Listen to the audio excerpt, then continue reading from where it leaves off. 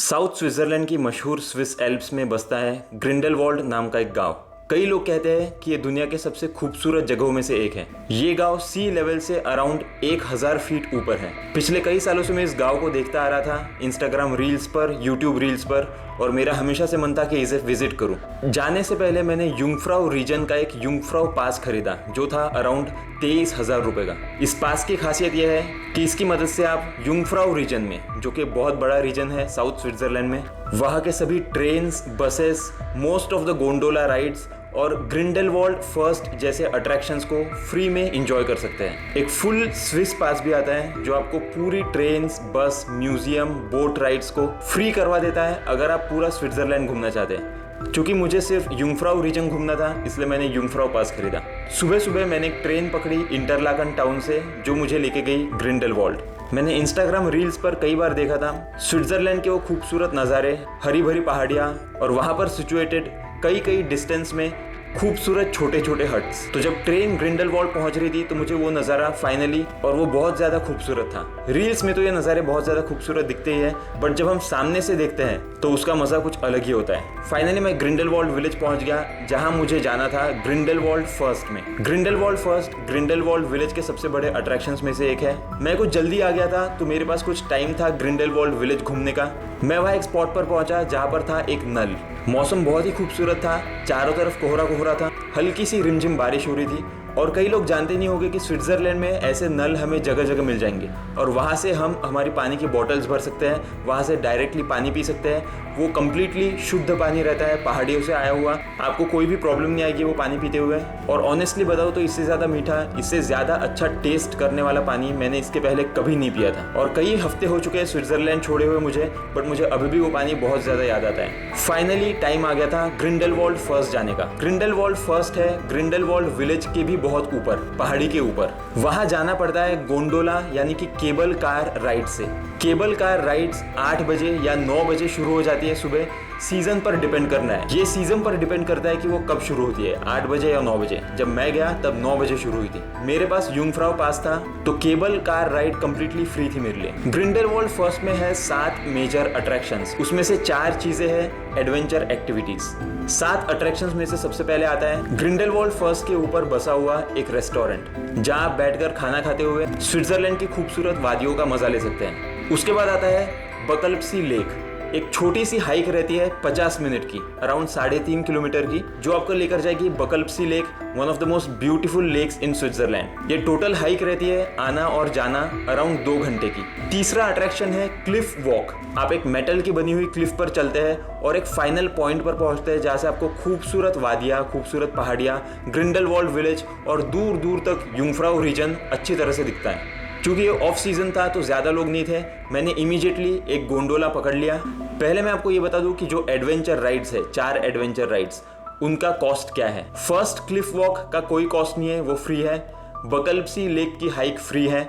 Restaurant में आपको खाने के लिए चार्ज देना पड़ेगा। उसके बाद आती है एक्टिविटीज। पहले आता है फर्स्ट ग्लाइडर और फर्स्ट फ्लायर। फर्स्ट ग्लाइडर में आपको एक बड़े पक्षी पर सस्पेंड किया जाएगा और आपको पहले तो ऊपर लेकर जाया जाएगा उल्टा और फिर नीचे। इसका कॉस्ट है अराउंड 3000 रुपए। फिर आता है फर्स्ट फ्लायर। इसमें आप सस्पेंडेड रहेंगे एक वायर से, जो आपको नीचे लेकर जाएगा अराउंड 80 किलोमीटर प्रति घंटे की स्पीड से, और इसका कॉस्ट भी है अराउंड 3000 रुपए। उसके बाद आता है माउंटेन कार्ट, एक छोटी सी माउंटेन बाइक रहती है जिसको आप अराउंड 2 किलोमीटर तक चला सकते हैं, और इस ट्राईसाइकिल को चलाते हुए आप पहाड़ियों के नज़ारे भी देख सकते हैं। उसके बाद फाइनल जो अट्रैक्शन है वो है ट्रॉटी बाइक। ये बहुत ही ज़्यादा खतरनाक है, बहुत ही ज़्यादा डेंजरस है। इसमें एक बिना पैडल वाली बाइक रहती है जिस पर खड़े होकर आपको अराउंड 5-6 किलोमीटर तक पहाड़ी से नीचे उतरना होता है। स्टाफ आपको हेलमेट देता है, पर अगर आप गिर गए तो आपको चोट 100% लगेगी। मैं खुद कई बार गिरते हुए बचा। तो इन 2 एक्टिविटीज की कीमत है अराउंड 2100 रुपीज। तो जब जाने का वक्त आ गया था तो भीड़ बहुत ही कम थी, because it was off season, और मैंने एक गोंडोला पकड़ लिया जिसमें मैं अकेला था और कोई नहीं था मेरे साथ। और जब गोंडोला ऊपर की तरफ चल पड़ा तब मुझे रियलाइज़ हुआ कि क्यों है ऑफ सीज़न। मई के महीने में हम बता नहीं सकते कि कैसा मौसम रहेगा ग्रिंडलवाल्ड विलेज में। किस्मत अच्छी रही तो हमें खुला मौसम मिल सकता है, लेकिन बदकिस्मती से मुझे मिला कंप्लीट कोहरा। नीचे से ऊपर तक का पूरा जो राइड था, गोंडोला राइड, वो कोहरे से भरा हुआ था। मुझे बस कुछ गाय दिखी घास चरते हुए, कुछ हट्स दिखे और कुछ भी नहीं दिखा, बस कोहरा ही कोहरा चारों तरफ। गोंडोला पहले रुकती है एक पहले स्टॉप पर पहाड़ी के ऊपर जाते हुए, जहाँ पर ट्रॉटी बाइक का एरिया है। उसके बाद एक और स्टॉप पर रुकती है जहाँ से माउंटेन कार्ट बाइक ले सकते हैं। और फाइनली हम Grindelwald first third stop final stop पर पहुंच जाते हैं। मैं जैसे ही ऊपर पहुंचा देखा तो वहाँ चारों तरफ बस कुछ भी नहीं था, बस कोहरा ही कोहरा, चारों तरफ फॉग, कंप्लीट फॉग। ठंड अच्छी खासी थी, अराउंड 0 डिग्री टेम्परेचर था वहां पर, 0 डिग्री सेल्सियस। मुझे ये डर था स्विट्जरलैंड जाने के पहले कि मैं क्लिफ वॉक अच्छे से कर पाऊंगा या नहीं। वहाँ भीड़ बहुत ज्यादा रहती है, जो फाइनल पॉइंट रहता है वहां पर लोग फोटो निकालने के लिए लंबी लाइन लगा कर रहते हैं। इस बात का मुझे बहुत ज़्यादा डर था, लेकिन ऑफ सीजन होने के कारण वहाँ कोई भी नहीं था, बहुत ही गिने चुने लोग थे, सब कुछ आराम से एंजॉय किया जा सकता था। बस ड्रॉबैक ये था कि ग्रिंडलवाल्ड फर्स्ट से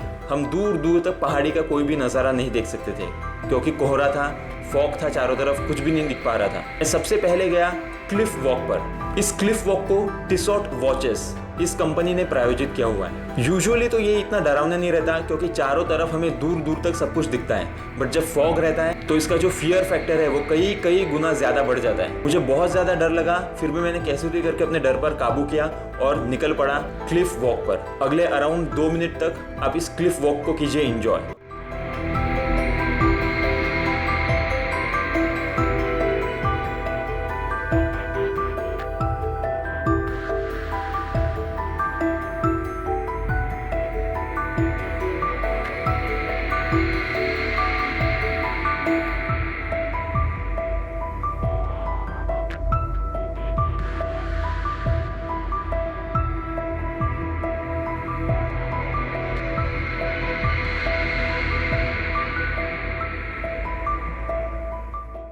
क्लिफ वॉक के बाद मैं गया रेस्टोरेंट में।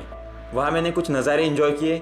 एक जगह मैंने अपना ट्राइपॉड सेट किया, कैमरा सेट किया और वहाँ से अकेला निकल पड़ा क्लिफ वॉक पर, ताकि एक डिस्टेंस से मेरी वीडियो निकल पाए। और बहुत ही ईयरी, बहुत ही क्रीपी, बहुत ही डरावनी वीडियो निकली वो।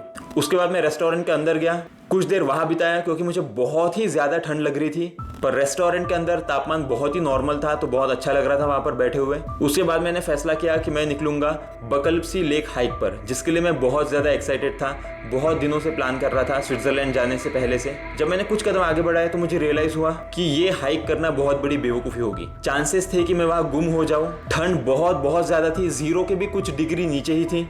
उस वक्त मैं अपने भाई के साथ वीडियो कॉल पर था। हम दोनों ने मिलकर फैसला किया मेरे लिए कि मैं बकल्पसी लेक की हाइक नहीं करूंगा, मैं वहां से वापस आ गया।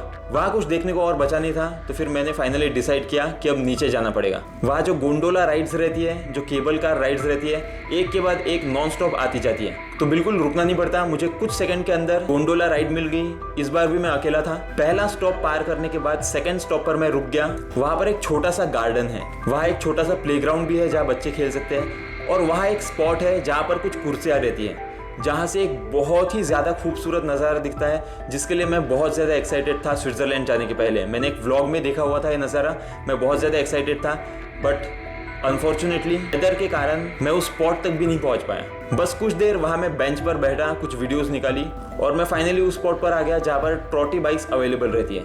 मुझे माउंटेन कार्ट को भी इंजॉय करना था, बट अनफॉर्चुनेटली वेदर के कारण उसे बंद किया हुआ था। और मेरी किस्मत इतनी खराब थी कि मैं जिस दिन गया उसके अगले दिन माउंटेन कार्ट शुरू होने वाला था। तो मैंने ट्रॉटी बाइक का अपना सफर शुरू किया। स्टार्ट में मैं समझ गया कि एक डाउनहिल राइड है, और अगर हमने ब्रेक अच्छे से नहीं दबाए तो ट्रॉटी बाइक बहुत जल्दी बहुत ज़्यादा स्पीड पकड़ लेती है, और फिर ऐसे पॉइंट पर आ जाते हैं हम जहाँ पर हम स्पीड का कंट्रोल नहीं कर सकते, हम गिर जाते हैं। कई लोग गिर चुके हैं, मुझे तो लगता है हर दिन कुछ ना कुछ लोग जरूर गिरते होंगे और उन्हें चोट लगती होगी। एक पॉइंट मेरा भी ऐसा आया जहाँ पर मैं ऑलमोस्ट गिर पड़ा, लेकिन मैं थैंकफुली बच गया। वहाँ कई जगह मैं रुका, कुछ वीडियोस निकाले खुद के। मैं सोलो ट्रैवल कर रहा था, इसलिए मेरी वीडियो निकालने वाला कोई नहीं था। कैसे भी करके मैंने खुद के वीडियोस निकाले, और अराउंड 5-6 किलोमीटर की वो राइड बहुत ज़्यादा पैसा वसूल थी। अगर स्विट्जरलैंड गए, यूंगफ्राउ रीजन गए, ग्रिंडलवाल्ड में ग्रिंडलवाल्ड फर्स्ट इस अट्रैक्शन में गए और ट्रॉटी बाइक नहीं की, तो ये बहुत बड़ी बेवकूफ़ी होगी, स्टुपिडिटी होगी। अराउंड 2000-2100 रुपीज़ में आपको बहुत ही ज़्यादा इंजॉयमेंट मिलता है। आधे घंटे की ये लंबी सी राइड रहती है, 5-6 किलोमीटर की। पहाड़ी से नीचे जाते हुए आप बहुत ज़्यादा खूबसूरत नज़ारे देख सकते हैं। पहले के अराउंड 4 किलोमीटर खत्म होने के बाद फॉग कंप्लीटली खत्म हो गया। मैं नीचे ऑलमोस्ट विलेज तक आ गया था। मुझे सब कुछ क्लियरली दिखाई दे रहा था। आसपास के जो विलेज वाले एरिया है बहुत ही खूबसूरत लग रहे थे। ये trotty bike ride worth every penny थी। मुझे जैसा वेदर चाहिए था ग्रिंडलवाल्ड फर्स्ट के लिए वैसा था नहीं unfortunately. Grindelwald first foggy weather में भी बहुत ही ज़्यादा देखने लायक जगह है। वहाँ की वाइब बहुत ही क्रीपी जैसी हो जाती है और कोई हॉरर फैन है अगर मेरी तरह तो उसे तो वहाँ बहुत ज़्यादा मज़ा आएगा। बहुत कुछ करने को नहीं मिला बट थैंकफुली क्लिफ वॉक और ट्रॉटी बाइक ये 2 एक्सपीरियंस मुझे करने को मिले and both of them were well worth the price.